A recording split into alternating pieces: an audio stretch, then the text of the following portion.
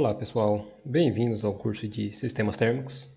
Esse curso aqui foi preparado com foco para o programa de pós-graduação de Engenharia Mecânica da UF, mas também pode ser utilizado como disciplina optativa para o pessoal da graduação. Bom, antes de iniciar o curso, é só fazer um comentário rápido aqui, né? Então, segundo a literatura relacionada, os modos de aprendizado podem ser classificados de 3 tipos, né? Como auditivo, visual e o sinestético. O auditivo são aquelas pessoas que conseguem aprender bem um conceito só escutando, né? Então, pode ser por só escutando o professor falando ou através de um áudio, coisa assim, né? O auditivo é a pessoa que consegue aprender bem somente lendo alguma coisa, né? Ou vendo algo que está sendo demonstrado. E o sinestético é um modo de aprendizado que envolve a prática, né? Então, considerando aqui que o curso é bem teórico, né? Então uma parte de execução seria ir tomando nota, né? do que é passado. Então eu sugiro que vocês vão tomando nota, né? Conforme vão vendo os vídeos e estudando o livro, porque ajuda na fixação dos conteúdos. Aí, legal. Aí esse curso tem como foco, como o próprio nome diz, né? Sistemas térmicos, mas o foco dele vai ser em sistemas de refrigeração, né? Sistema de refrigeração e ar-condicionado. Lembrando que sistemas térmicos também pode compreender sistema de geração de energia, entre outros, né? Então, iniciando com a introdução, vocês já devem ter visto, né, em algum local, o termo HVAC. E ultimamente está utilizando o ER, né? O que é o HVAC, né? HVAC é Heating, Ventilation, Air Conditioning and Refrigeration. Então vamos discutir aqui rapidamente o que cada um desses, desses sistemas aqui tem por objetivo, né? As características dele. E legal. Então, começando com heating, aquecimento. Em geral, esse termo aqui está relacionado com o aquecimento de um ambiente para ocupação humana, né?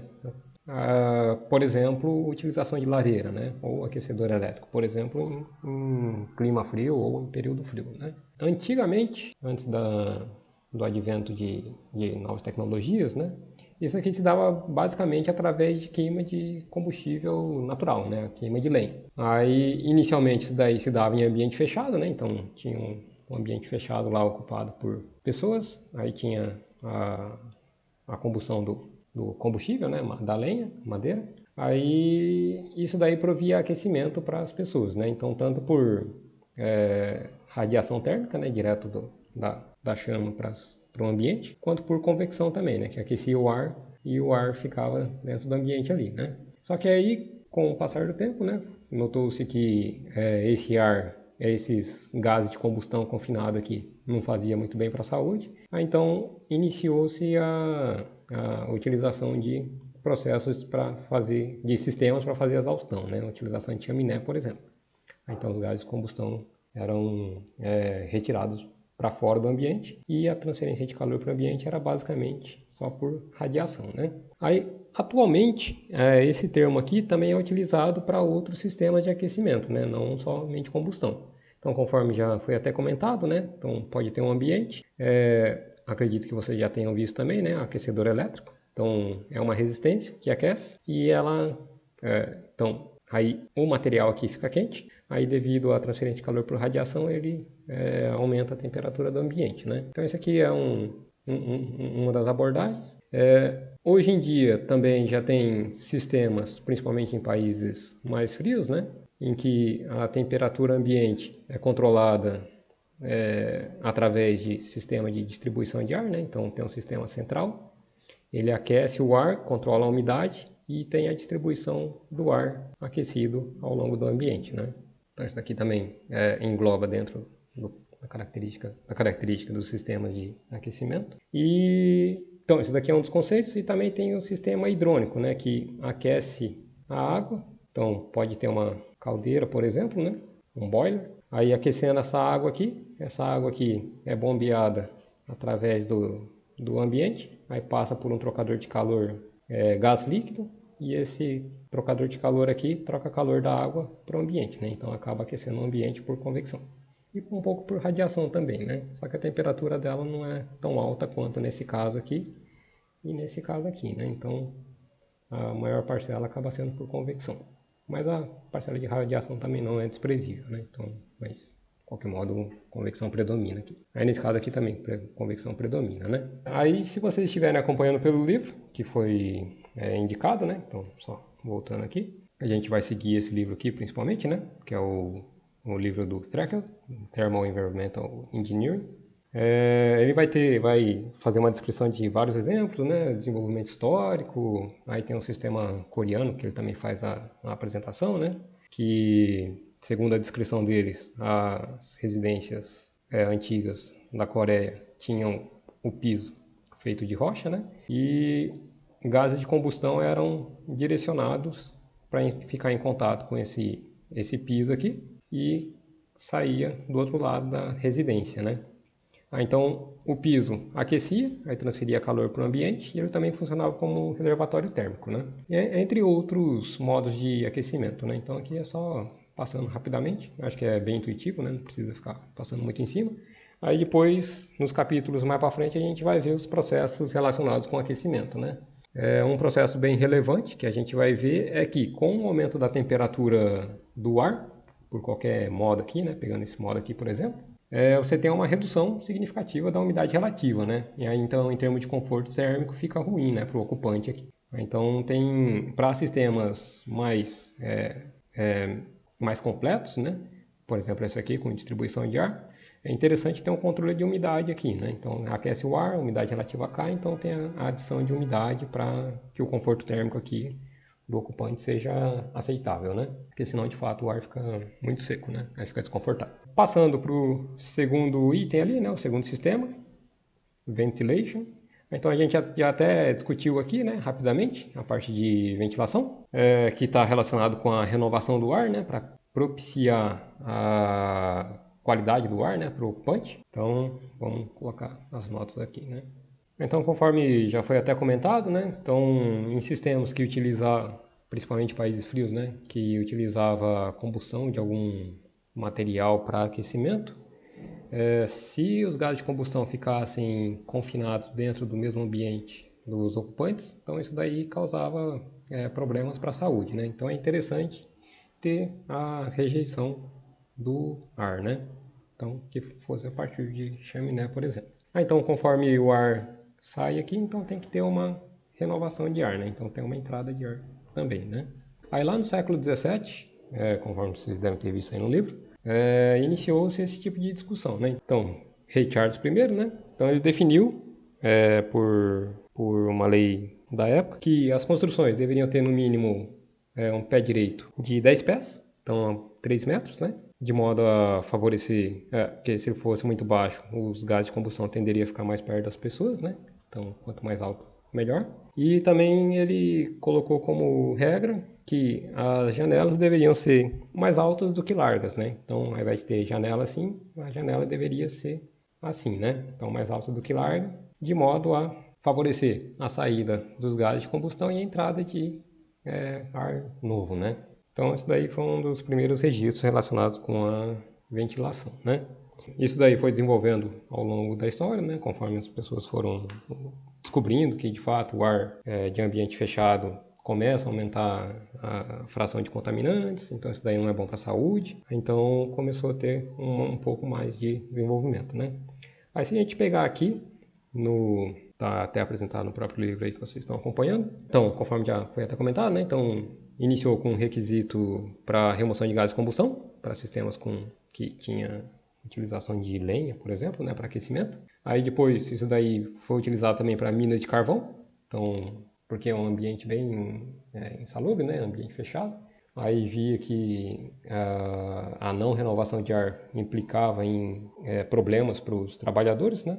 Aí em 1893, a ASHV, que é essa American Society of Heating and Ventilation Engineers, definiu o limite mínimo para evitar surgimento de proliferação de doenças, né? Então tem aqui mais ou menos qual que foi a evolução, né? No lado direito aqui, das vazões necessárias por pessoa. Então isso daí é normalmente definido desse modo, né? Então é vazão por pessoa de ar novo, né? Ar externo. Então começou com um valor um pouco mais baixo, aí subiu aqui até 30 pé cúbico por minuto por pessoa.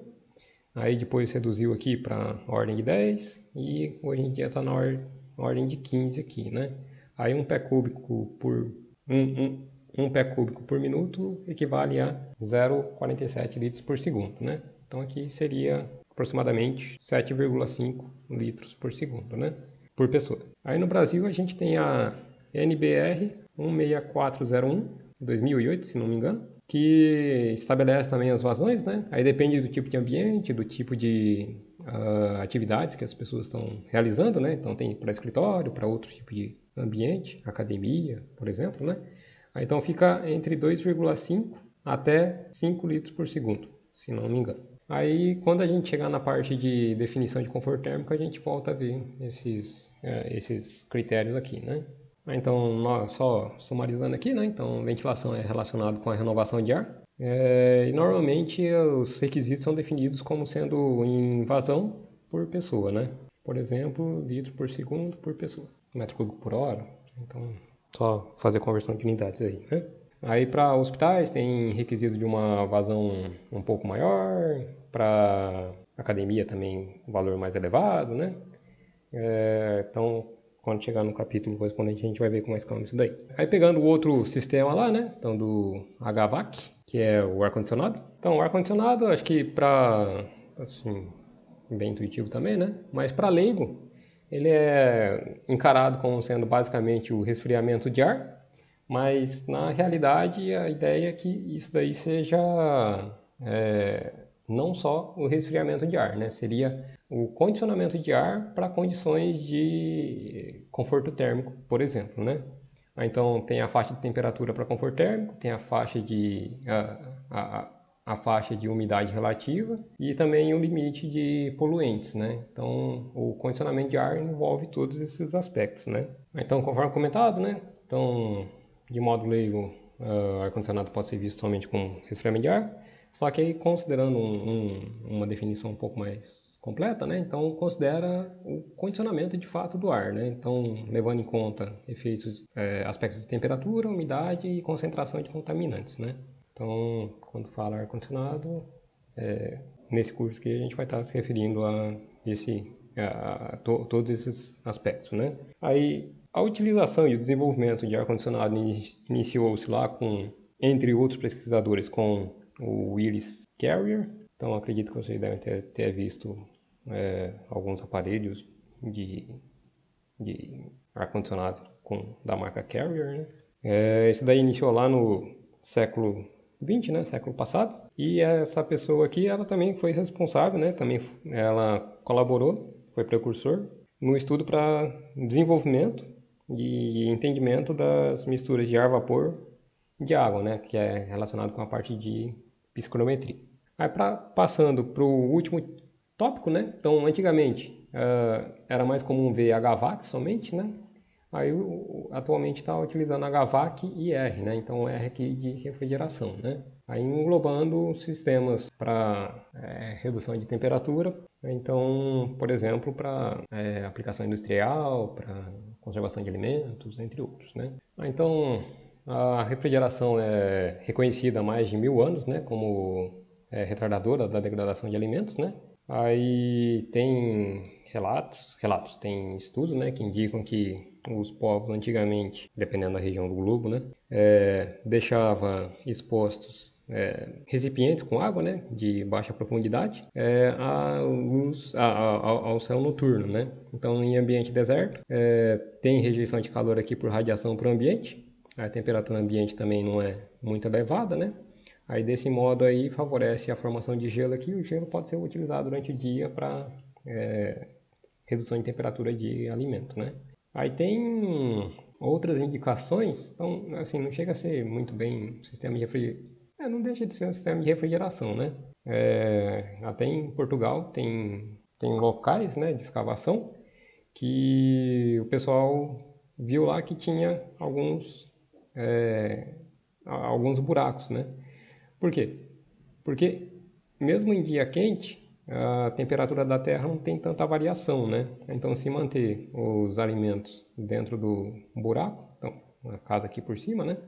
A temperatura do ambiente aqui do alimento aqui não aumenta muito, né? Então isso daí favorece o aumento do tempo de vida dele, né? Aí, então isso daqui é coisa bem antiga, né? Aí com o desenvolvimento das sociedades, aí a refrigeração começou a ser utilizada através de gelo, né? Utilização de gelo. Aí podia ser tanto o gelo fabricado em fábricas de gelo, né? Então tinha fábricas específicas para isso, ou até mesmo através de transporte, né? Então, em regiões mais próximas dos polos, né, que as pessoas conseguiam pegar gelo de geleira, por exemplo, né? Então, era feito o reboque desses iceberg, né? Iceberg desses pedaços de gelo até a próxima região de consumo, né? Aí era vendido separadamente, que era utilizado para preservação de alimentos, né?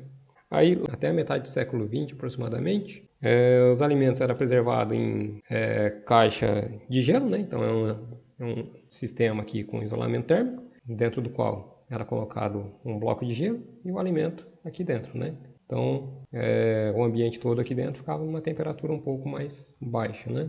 Aí, lá na década de 30, quer dizer, aí lá no início do século passado, início de 1900, já existia o ciclo de compressão a vapor, que a gente vai ver na próxima aula, né?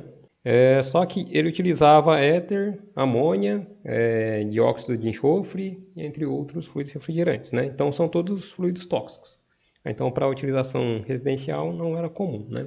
Eventualmente era utilizado para aplicação industrial, né? Então tinha fábrica que produzia o gelo e vendia o gelo para as pessoas utilizarem nessas caixas de gelo, né? Aí somente lá nos anos 30 que os pesquisadores lá da DuPont, que é a empresa americana, né?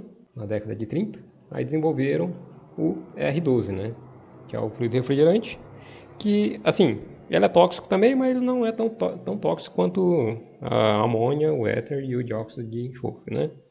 Então isso daí propiciou a popularização do sistema de compressão mecânica de vapor, que é o que a gente vai ver no próximo capítulo, né? Então isso daí propiciou o desenvolvimento de refrigeradores domésticos, né? Então, para as pessoas utilizarem em casa, sem risco de morrer caso tivesse um vazamento, né?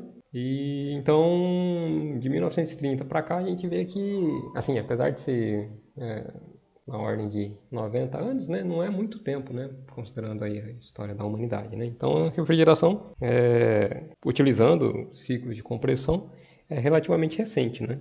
Aí lá na década de 80, surgiu as preocupações relacionadas com a degradação da camada de ozônio, né? Então, devido ao fato de que os refrigerantes dessa classe aqui, eles degradam, né, o ozônio. Então, isso daí reduz o bloqueio de raios ultravioletas, né? Então chega mais raio ultravioleta na superfície terrestre e com isso prejudica tudo, né? Então prejudica a gente, prejudica as plantas, os animais, então isso daí não é legal, né? Então lá na década de 80 começou as preocupações relacionadas com a utilização de CFC, né? Que isso aqui prejudica a camada de ozônio. Aí começou a substituição, né? Desses tipos de fluido aqui. Aí surgiu o HFC, né? Então, que são hidroclorofluorcarbono. Aí, de qualquer modo, né? Então, com continuação do desenvolvimento das pesquisas, tudo, né? Hoje em dia, quer dizer, já foi até acordado, né, no Protocolo de Paris, se não me engano, que até os fluidos refrigerantes que não têm um efeito nocivo em relação à camada de ozônio, né? Então, esses HFC aqui, por exemplo, eles podem contribuir para o efeito estufa, né? Então, para a mudança climática. Por quê? Então, só comentando aqui dois parâmetros que são normalmente utilizados para caracterizar o quão nocivo para o ambiente o fluido refrigerante é. Então, a gente tem o ODP, que é o Ozone Depletion Potential. Então, ele é um parâmetro que indica o quão prejudicial para a camada de ozônio, para o ozônio, né, o fluido refrigerante é. E tem o GWP. Então, são parâmetros relativos, né? Então, relativo assim, porque ele toma como base, esse daqui, se não me engano, ele toma como base o R11. Então, o R11 tem um ODP1, aí os fluidos que são mais prejudiciais, porque ele é bem prejudicial, né? Então, os fluidos mais prejudiciais têm ODP maior que 1, e os fluidos menos prejudiciais para o ozônio têm ODP menor que 1, né? Então, comparativamente ao R11. E o Global Warming Potential, ele é relacionado com o CO2, né? Então, o CO2 o parâmetro de referência aqui. Então, só para ilustrar, o R134A tem um GWP, se não me engano, na ordem de 1.300, não lembro certinho o valor de cabeça, né? Então, isso daqui significa o quê? Que 1 kg de 134A na atmosfera corresponde, em termos de impacto para a mudança climática, a 1.300 quilos, aproximadamente, de CO2, né? Então, disso daí que surgiu, que está tendo essa discussão, né, sobre a substituição dos fluidos refrigerantes, né? Então, porque eles têm GWP elevado, né? Então, o impacto em termos de mudança climática é bem significativo. Então, hoje em dia está tendo até discussão sobre a utilização de fluidos naturais, né? Hidrocarbonetos, que aí tem GWP bem mais baixos, né? Até abaixo de 10. Dependendo do tipo de fluido. Então, bem menor do que isso comparado a 1.300 aí, né? Então, só falando rapidamente aí, né? Uma visão geral de projetos de sistemas HVAC-R. Então, isso daí os projetos devem levar em conta o tipo de aplicação, né? Então, pode ser, por exemplo, para condicionamento de ar, para ambiente com pessoas, com plantas, né? Por exemplo, floricultura ou ambiente para condicionamento de flores, por exemplo, né? Ambientes para ocupação de animais, granja, por exemplo, né? Bom, aí vai, né? Então, por exemplo, para ambiente industrial, para produção de microprocessador, então tem que ser um ambiente bem com baixa umidade, com nenhum contaminante, né? Porque senão isso daí prejudica a qualidade do componente final. Precisa ser levado em conta o tipo de parâmetro do ambiente, né? Então entra a temperatura, umidade, concentração de contaminantes e movimentação de ar, né? Então, não só temperatura, umidade, concentração de contaminantes. Por exemplo, se for avaliar em termos de conforto térmico, né? Aí se a pessoa está, sei lá, trabalhando, sentada perto de uma saída de ar-condicionado, né? Se o vento aqui for forte, então isso aqui causa um certo desconforto, né? Então não é legal também, né? Então a parte de movimentação de ar também é levada em conta na definição dos sistemas, dos projetos para sistemas HVAC, né? Aí tem que levar em conta também o tipo de processos que estão envolvidos, né? Aí no sentido de que tipo de transferência de calor que está tendo, se é aquecimento, se é resfriamento, se é calor sensível, calor latente, se tem remoção de gás de vapor, se tem remoção de particulado, etc, né? Então, conforme comentado, né? Então, se é aquecimento, se é resfriamento, então abordagens distintas, né? Se é calor sensível ou calor latente, né? Tipo remoção de umidade em sistemas de refrigeração de ar. Então, tem que estar atento à utilização de dreno, por exemplo, né? Eventualmente formação de neve no trocador de calor. Neve não bom, não deixa de ser um tipo de neve, né? Mas é frosting, né? Que é aquele gelo que forma. Se tem remoção de gás, vapor, né? Por exemplo, para cozinha industrial ou cozinha de restaurante, né? Remoção de particulado, então depende do tipo de ambiente, né? Então tem que levar tudo em conta, né? Então se tiver muito particulado sólido, então dependendo do tipo de trocador de calor, não é legal utilizar, né? Que aí vai ficar entupido, né? Então isso daí também são parâmetros a ser levados em conta no projeto. Aí tá tudo relacionado, né? Então entra também aspectos relacionados com equipamentos, que tipo de equipamento vai ser utilizado, tipo de trocador de calor, filtros, distribuição de ar, etc. Então também tem aspectos de controle, né, do sistema de HVAC, né? Então que seja aquecimento, resfriamento, qualquer coisa que seja, né?